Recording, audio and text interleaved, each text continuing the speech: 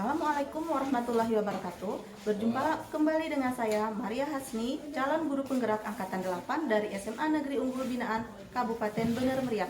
Kali ini saya tidak sendiri, saya akan ditemani oleh teman saya yaitu Ibu Nurma Fitri sebagai guru mata pelajaran geografi di SMA Negeri Unggul Binaan Kabupaten Bener Meriah.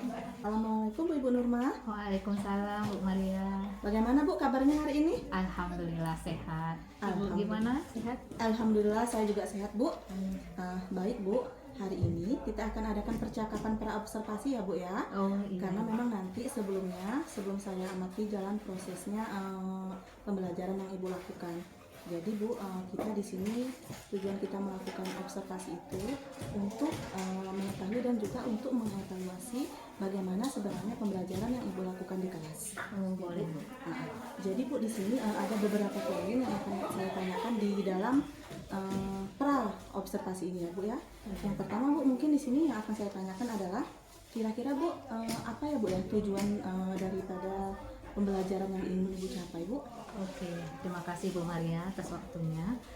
Jadi pada kesempatan ini kebetulan di kelas kita itu materinya adalah persebaran fauna di dunia. Jadi pada persebaran fauna di dunia ini ada beberapa tujuan pembelajaran yang saya ambil. Yang pertama itu adalah mengidentifikasi persebaran fauna di dunia berdasarkan 6 zona. Kemudian yang kedua adalah menjelaskan karakteristik setiap zona. Kemudian yang selanjutnya adalah mengidentifikasi wilayah persebaran fauna di dunia. Iya, menjelaskan karakter. Iya. Baik Bu ya, berarti itu merupakan tujuan yang ingin Ibu capai di dalam materi tentang persebaran fauna di dunia. Ya, Bu. Pelajaran yang Ibu capai tadi ada 3 ya Bu ya. Ya.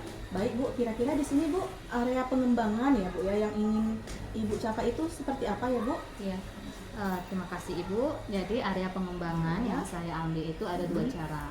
Yang pertama itu adalah pengetahuan, kemudian yang kedua keterampilan. Iya. Nah, dari pengetahuan mungkin yang saya ambil itu adalah siswa dapat menjelaskan atau mengidentifikasi dari persebaran fauna di dunia. Kemudian yang kedua tentu harus mampu menjelaskan karakteristik dari setiap zona. Yang ketiga adalah siswa dapat mengidentifikasi persebaran dari segi wilayah di setiap zona. Nah, kalau dari segi keterampilan yang saya ambil itu adalah saat anak-anak berdiskusi aktif di setiap kelompok masing-masing.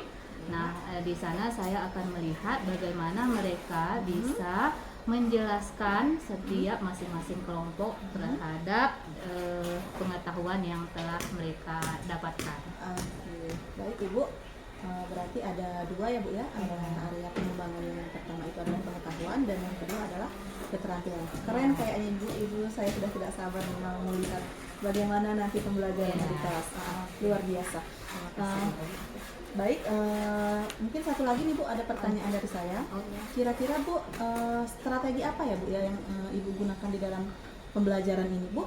Ya, dari segi strategi yang saya ambil, nah karena ini kita ada hubungannya dengan kurikulum merdeka, tentu saya dalam pembelajaran ini menyesuaikan kelompok itu berdasarkan gaya belajar mereka masing-masing. Iya benar Bu. Jadi dalam hal ini saya tidak menuntut seluruhnya itu harus mempresentasikan hasil kerjanya. Kita harus melihat juga dari segi gaya belajar mereka. Jadi tadi di dalam kelompoknya nanti itu adalah ada gaya belajar visual, kemudian ada kinestetik, kemudian audiovisual. Nah, dari hasilnya itu tadi tentu pasti berbeda. Ada yang menggunakan gambar hasilnya, kemudian ada yang menggunakan presentasi, kemudian hasilnya itu didiskusikan secara bersama. Model pembelajaran yang saya gunakan itu adalah discovery learning, di mana discovery learning ini adalah lebih ke pengetahuan. Jadi pengetahuan ini didapat dari hasil diskusi bersama oleh kelompok yang sudah dibagikan. Saya Bu ya. Jadi rencana yang akan Ibu terapkan di dalam kelas tadi, strateginya itu adalah pembelajaran berdiferensiasi ya Bu ya, dengan model pembelajaran discovery learning ya Bu. Nah, baik Bu, kira-kira Bu, Ibu nanti di dalam proses pembelajaran itu menggunakan media apa ya Bu ya? Dalam pembelajaran nanti itu adalah media yang saya gunakan, itu menggunakan adalah InFocus berupa PowerPoint, kemudian LKPD yang nanti saya sebarkan ke masing-masing kelompok, kemudian menggunakan gadget. Nah Bu, kira-kira nih Bu, kapan ya Bu waktu yang akan Ibu jadwalkan untuk pembelajaran ini Bu? Di hari apa, di jam berapa, dan di kelas berapa Bu? Ya, kebetulan saya mengajar di hari Rabu jam ke-3-4 di kelas 11 IPS 1. Baik Bu, berarti nanti saya akan masuk di hari Rabu minggu depan, ya minggu depan di jam ke-3-4 di kelas 11 IPS 1. Nanti Bu, saya akan menemani Ibu untuk melihat bagaimana proses pembelajaran yang Ibu lakukan, dan saya akan mencatat hal-hal apa yang terjadi di dalam kelas pada saat Ibu melakukan pembelajaran. Ya Bu ya? Iya. Baik Bu, kemudian nanti juga Bu, setelah kita melakukan proses observasi, nanti kami juga akan minta waktu Ibu sekali lagi untuk wawancara tentang pasca observasi yang nantinya juga akan ditemani oleh pengajar praktek saya. Ya Bu ya?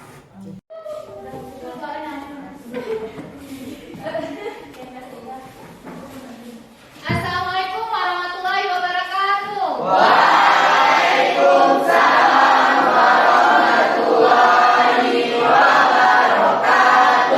Gimana kabarnya? Sehat? Alhamdulillah.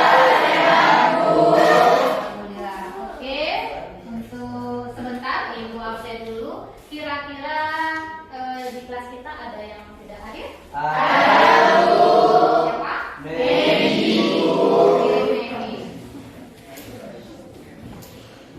Baik anak-anak, sebelum kita mulai pelajaran, alangkah lebih baiknya kita membacakan basmalah.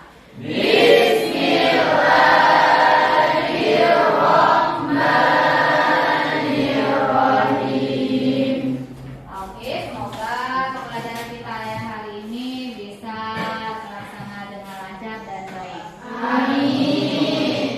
Baik anak-anak, untuk hari ini kita sudah mempelajari tentang materi baru. Ya, materi kita itu adalah, coba fokus matanya ke InFocus, persebaran flora dan fauna.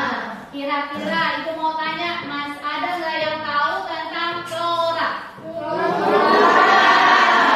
Nggak tahu semua ya, keren. Oke, kemudian fauna. Coba, kayaknya ada yang mengantuk, kita buat dulu ice breaking, ya? Oke. Kalau Ibu katakan pagi, maka satu sekali. Kalau siang 2 kali. Kalau sore 3 kali. Ya. Kita tes ya. Kita mau tahu siapa yang tidak fokus. Siap-siap? Oke, kita mulai. Sore. Malam. Ya. Ada yang tidak fokus? Oke, tidak apa-apa ya Pak. Kita tes lagi. Nah, berarti masih ada yang belum fokus, ya kan? Oke, kita tes. Selamat pagi. Pagi. Siang. Malam. Oke. Oke, ya bagus. Jadi anak-anak, jadi untuk hari ini adalah materi kita tentang persebaran flora dan fauna. Kemudian setelah pembelajaran ini nanti kalian harus tahu apa tujuan dari pembelajaran kita. Pembelajaran kita di akhir nanti adalah kalian harus tahu apa saja faktor-faktor yang mempengaruhi persebaran flora dan fauna. Yang kedua itu adalah mengidentifikasi karakteristik persebaran di dunia. Kemudian yang ketiga adalah karakteristik persebaran flora di Indonesia. Jadi nanti kita tahu apa perbedaan antara flora di dunia dan di Indonesia. Jadi faktor-faktor yang mempengaruhi persebaran flora dan fauna itu ada 4. Yang pertama itu adalah iklim. Siapa yang masih ingat apa itu iklim? Silakan. Rata-rata cuaca yang berubah dengan persebaran yang luas dan relatif. Iya, rata-rata ya, rata-rata udara yang dalam waktunya tidak cepat berubah-ubah. Kemudian wilayahnya juga luas. Contohnya iklim di Indonesia itu namanya iklim apa? Tropis. Jadi iklim tropis di Indonesia itu nggak bakalan berubah. Kalaupun berubah harus butuh jutaan tahun. Tidak serta-merta 1 hari, 2 hari atau 3 tahun kemudian berubah, itu tidak ya. Beda dengan cuaca. Kalau cuaca mungkin hari ini kayak mana? Panas, ada yang kepanasan ya. Bentar lagi ada yang kedinginan ya gitu. Itu adalah cuaca. Yang kedua itu adalah fisiografi. Fisiografi ini adalah keadaan alam. Jadi keadaan alam atau tempat di permukaan bumi itu apakah sama? Tidak. Ada yang contohnya apa? Ada dataran tinggi, ada dataran rendah, ada yang berbentuk danau ya. Ya, nah itu adalah fisiografis. Kemudian yang ketiga, edafik itu apa sih edafik? Udah baca semua ya? Iya. Kemudian yang biotik, makhluk hidup. Oke, apa saja yang termasuk makhluk hidup? Ya, manusia, hewan, dan tumbuhan. Nah, 4 ini adalah faktor yang mempengaruhi kenapa di permukaan bumi kita itu memiliki persebaran flora itu berbeda-beda. Untuk membuktikannya, kita mau buat kelompok supaya tahu nanti bagaimana karakteristik dunia maupun Indonesia. Mungkin sudah tahu dari segi kelompoknya. Silakan duduk berdasarkan gaya belajar kita, audiovisual dengan visual, kemudian kinestetik. Silakan.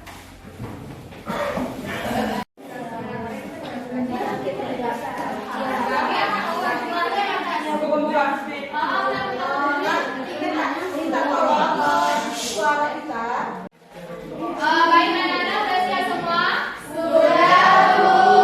Baik, kalau memang sudah siap, Ibu mau melihat presentasi dari kelompoknya Bapak. Silakan kepada kelompok Bapak untuk menyajikan hasil presentasinya. Silakan yang lain diperhatikan, bagi yang ingin bertanya, silakan berikan pertanyaan. Assalamualaikum warahmatullahi wabarakatuh. Kami dari kelompok 1 ingin mempresentasikan hasil diskusi kami.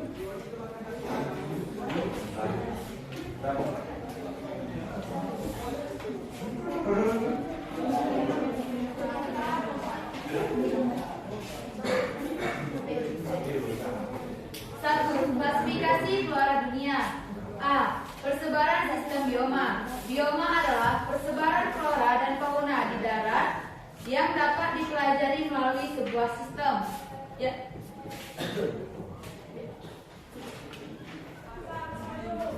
1. Tundra, alpin, dan arktika. Tundra adalah suatu bioma tempat terhambatnya pertumbuhan pohon dengan rendahnya suhu sekitar zona vegetatif ini ditemukan di ketinggian dan garis lintang tertinggi. Komunitas ini terdiri dari lumut, rumput, semak-semak rendah, dan tanpa pepohonan. Tundra, alpin, dan arktika. Wilayah persebarannya yaitu di daerah kutub sebagian kecil di selatan. Di kutub utara, bioma ini terdapat di sekitar Arktika, termasuk Greenland. Sementara di kutub selatan, bioma ini terdapat di Antartika dan pulau-pulau kecil lainnya. Taiga atau hutan Korea. Taiga adalah bioma yang tersusun atas satu spesies, seperti konifer, pinus, cemara. Daerah taiga ini dicirikan dengan musim dingin yang sangat panjang dan musim panas yang singkat.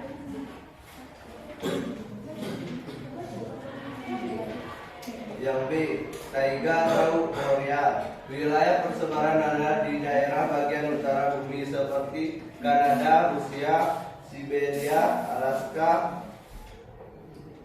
di India, Skandinavia, Siberia, dan beberapa negara yang ada di kawasan Asia Tenggara. Selanjutnya ada hutan bubur dengan ciri-cirinya yaitu daunnya berguguran pada musim kemarau, pada musim hujan daunnya kembali bersih. Walaupun ada musim kemarau yang panjang, tapi ketika hujan curah hujannya itu yang sangat tinggi. Contohnya yaitu di Eropa Barat, Korea Selatan, dan Jepang.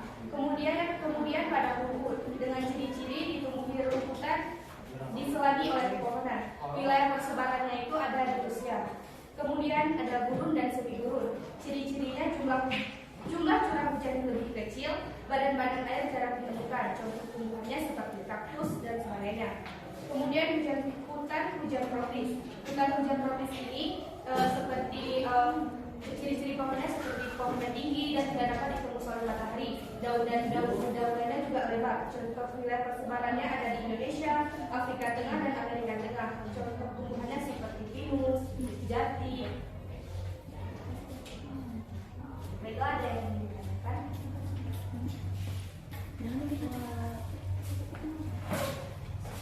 Biasanya kan burung-burung atau kaktus itu kan berada di Arab.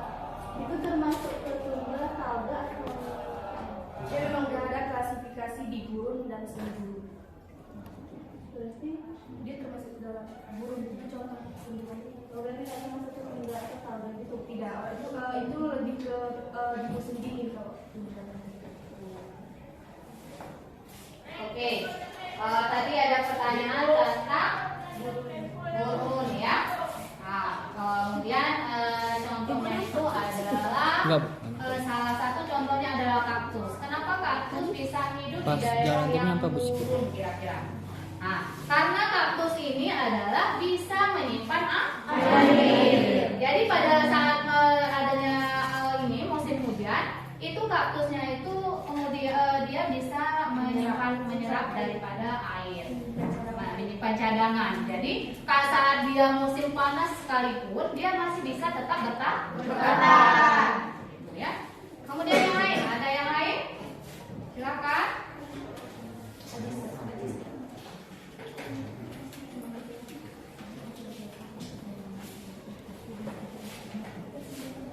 Kalau tidak ada, silakan. Jadi kesimpulan dari kelompok kami adalah persebaran flora dan fauna dunia itu ada beberapa, seperti yang pertama tundra alpina arktika, taiga, hutan subtropis, hutan gugur, padang rumput, gurun dan semi gurun, dan hutan hujan tropis. Baiklah, mungkin hanya ini presentasi dari kami. Mohon maaf apabila ada kekurangan. Kami akhiri ucapan wassalamualaikum warahmatullahi wabarakatuh. Oke,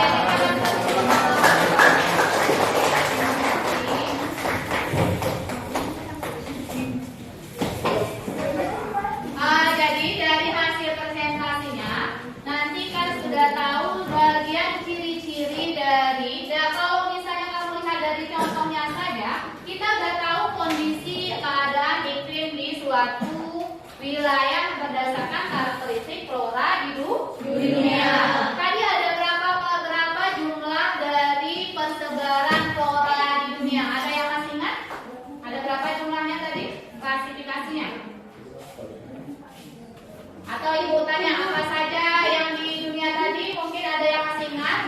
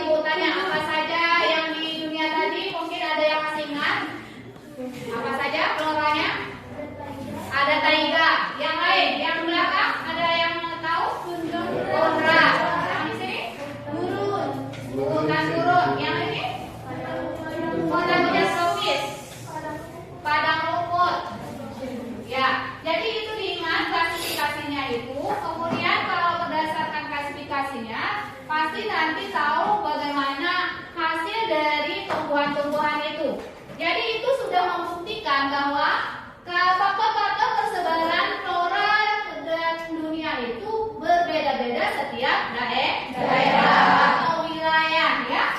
Pasti berbeda itu akibat gara-gara tadi ada 4 faktor. Apa aja faktornya? Iklim, yang kedua geografis, yang ketiga demografik, yang keempat biotik. Nah, itu sudah membuktikan kenapa dari suatu wilayah itu atau wilayah satu dengan yang lain itu mempunyai hewan atau tumbuhan yang berbeda-beda. Kita mau lihat lagi apakah perbedaan antara klasifikasi dunia apakah sama dengan Indonesia. Ini adalah presentasi yang kedua dari Indonesia. Silakan dari kelompoknya Nedia, silakan. Biar kita tahu perbedaannya ya.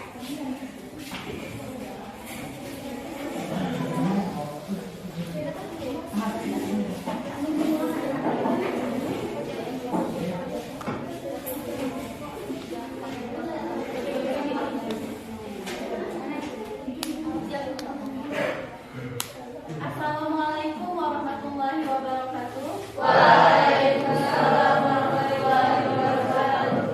Kami dari kelompok Flora bagian Indonesia ingin mempresentasikan hasil kerja kami.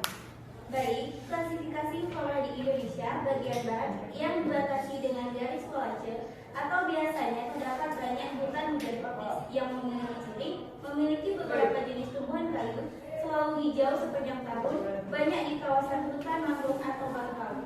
Contoh floranya adalah pohon jati, cemara ranti kuning, Rafflesia atmosfi, anggrek, bunga bakar, penanggu, dan mangrove.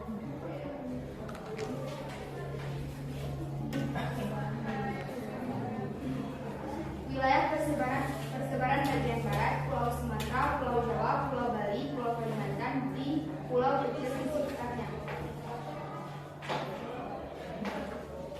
Bagian timur yang dibatasi Lideker atau banyak di sini hutan musim dengan ciri tumbuhan jenis meranti-merantian, tidak ada berbagai jenis rotan, ada hutan kayu putih, ada berbagai jenis tumbuhan matoa, khususnya di Papua, banyak tumbuhan sagu, tidak ada jenis nangka. Contoh flora bagian timur yaitu sagu, nipa, matoa, kayu putih, agatis, alba, baka, cengkih, kayu besi atau merbau ketapang, ampal, silawan atau sejenis palma.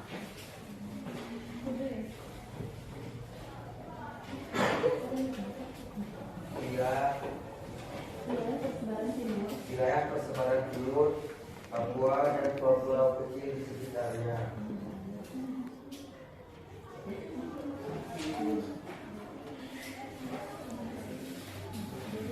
Bagian tengah dibatasi Weber. Hutan sabana memiliki ukuran daun kecil, tumbuhan yang memiliki ukuran kecil, memiliki daun yang pendek, hanya tumbuh di Indonesia, padang rumput luas dan semak belukar. Contohnya cemara, pinus, palma, cempaka hutan, pohon lontar, anggrek hitam, blomesi, kayu hitam.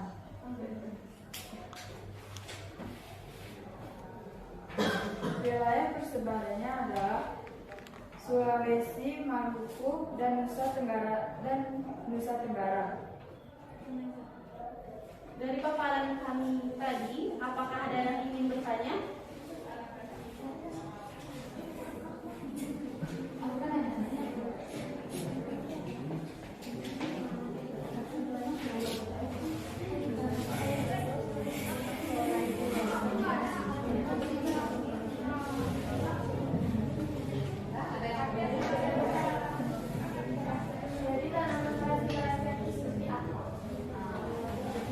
Kira-kira jenis tumbuhan miranti itu seperti apa?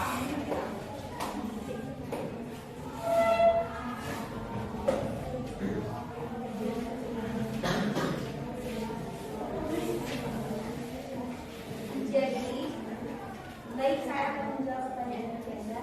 Jenis tumbuhan yang meranti-merantian itu maksudnya contoh floranya itu ada sagu, nipa, matoa, kayu putih, agatis alba, baka, cengkih, kayu besi, ketapang, pohon, dan silas.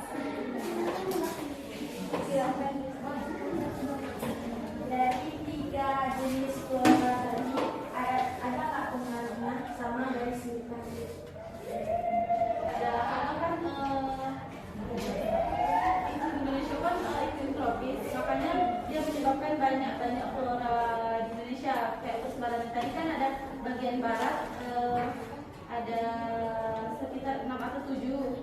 Habis itu bagian timur juga, bagian tengah juga. Makanya itu berpengaruh juga karena itu menyebabkan banyaknya flora di Indonesia.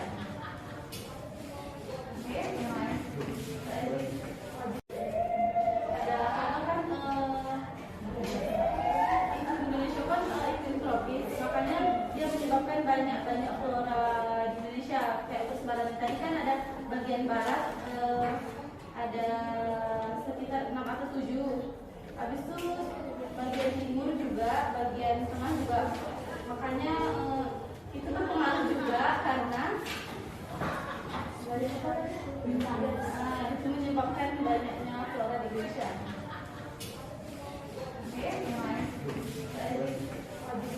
Coba sebutkan flora asli Indonesia. Flora asli Indonesia itu contohnya kayak Rafflesia arnoldi, bunga bonsai itu termasuk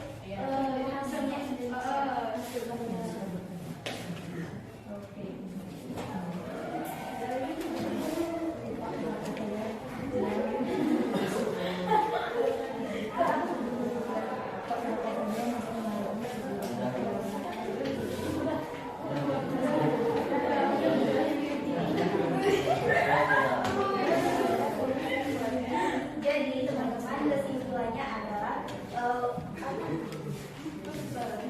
persebaran flora di Indonesia itu ada 3 bagian. Yang pertama adalah bagian barat yang dibatasi dengan garis lacet atau dia biasanya banyak hutan tropisnya. Kemudian di bagian timur yang dibatasi dengan garis irrigator yang banyak hutan musimnya.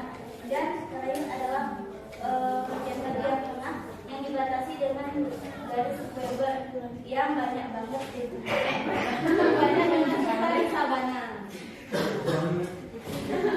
sekian presentasi dari kelompok kami. Kami akhiri. Wassalamualaikum warahmatullahi wabarakatuh.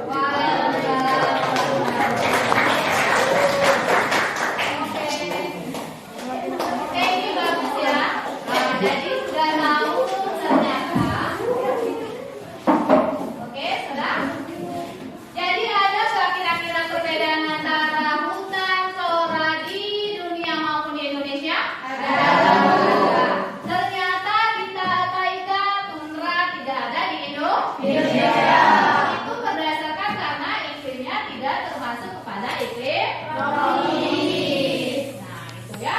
Jadi di sana ada, kalau di Indonesia itu ada namanya yang membatasi bagian Indonesia bagian barat, tengah, kemudian timur. Mungkin tadi Neja mengatakan adalah garis Walacut ya.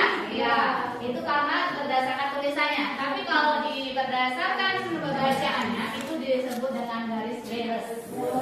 Nah, jadi garis Beres ini adalah garis yang membatasi antara bagian Indonesia bagian barat dengan bagian tengah.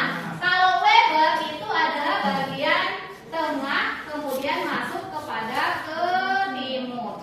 Ya, jadi itu yang membatasi. Jadi kalau berdasarkan dunia tadi itu kan disebutkan ada beberapa 9 poin mungkin di dalam persebaran flora dunia. Tapi kalau di Indonesia sudah berbagian atau bagian barat, tengah dan timur. Ada nggak tadi yang masih mengingat bahwa di bagian timur tengah itu termasuk hutan apa di Indonesia? Yang barat. Hutan hujan tropis. Kalau di bagian tengah sabana. Kalau di bagian timur hutan musim. Ada juga yang termasuk kepada hutan hujan tropis. Karena di sana banyak hutan, sama seperti bagian Sumatera. Anda sudah paham? Terima kasih untuk hari ini anak-anak. Jadi kalian sudah tahu ternyata flora di dunia dan di Indonesia itu memiliki karakteristik masing-masing sesuai dengan daerah atau iklim kita, tanahnya, kemudian tempatnya, geografisnya ya, kemudian dari segi makhluk hidupnya bermacam-macam.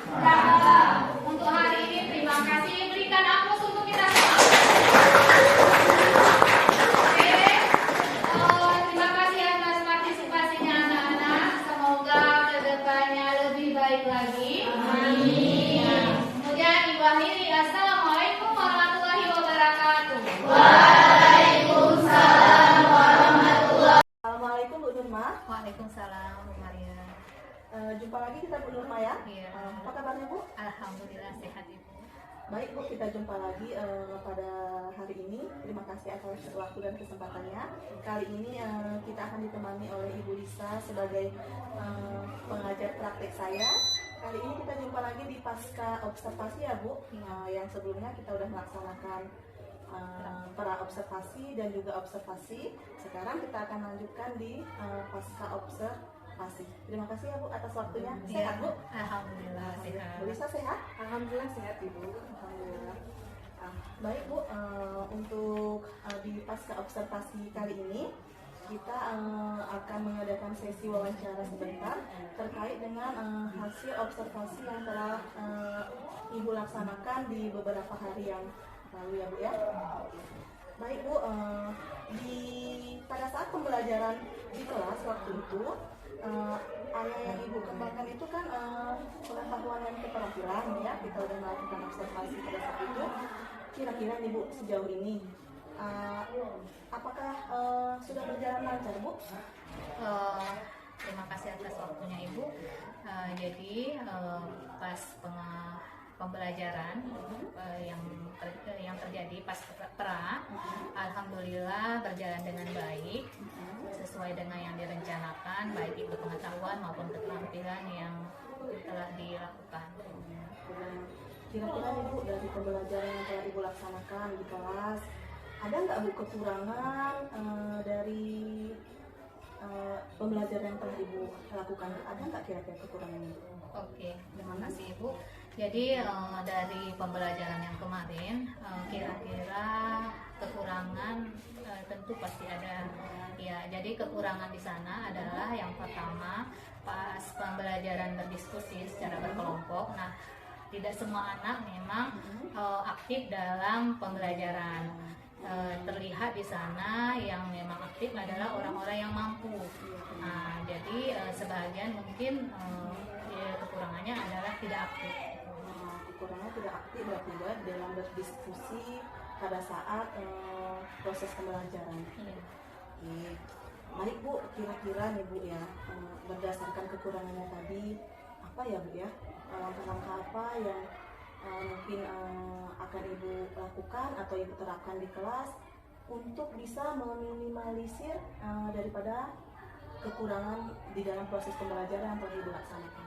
Kira-kira apa langkah-langkahnya Bu? Ya, langkah-langkah pertama yang telah saya amati pas pembelajaran itu adalah bahwa dalam pembelajaran berdiskusi itu saya akan memberikan untuk selanjutnya saya akan memberikan berupa tanggung jawab dari masing-masing kelompok.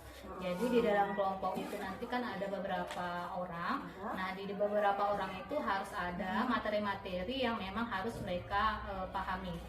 Misalnya di 5 orang misalnya, nah di 5 orang itu ada yang harus ditanggung-jawabi. Jadi semuanya harus tetap melakukan diskusi gitu.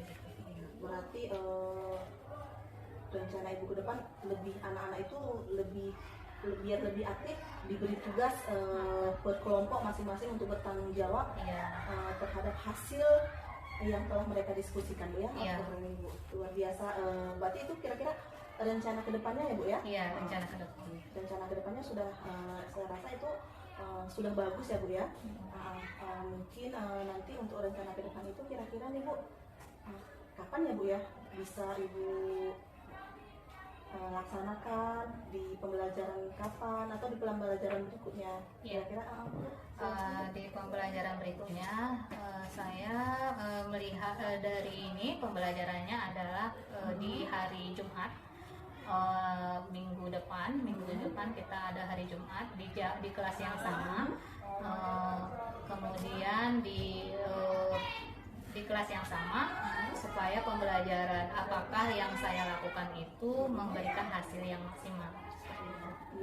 Mudah-mudahan ya Bu ya, saya yakin walaupun barangkali nggak di kelas yang sama, tetapi kalau memang situasi dan kondisinya seperti itu, mungkin kita bisa juga membuat tindak lanjut di kelas-kelas yang lain itu saya rasa mungkin bisa. Iya. Ya, Oke Bu, terima kasih Bu untuk wawancara pasca observasinya. Nanti mudah-mudahan apa yang Ibu rencanakan, apa yang Ibu cita-citakan bisa terrealisasi dengan baik ke peserta didik kita. Sehingga nantinya peserta didik kita itu bisa mendapatkan hasil yang maksimal dari proses pembelajaran yang telah kita laksanakan. Terima kasih ya Ibu Maria atas masukannya. Mudah-mudahan dari sini ke depan pembelajaran saya menjadi lebih baik lagi. Iya. Baik Bu ya, terima kasih sekali lagi atas waktu dan kesempatannya di pasca observasi ini. Mungkin nanti lain kali kita jumpa lagi. Terima kasih Bu Nurma. Terima kasih Ibu Maria.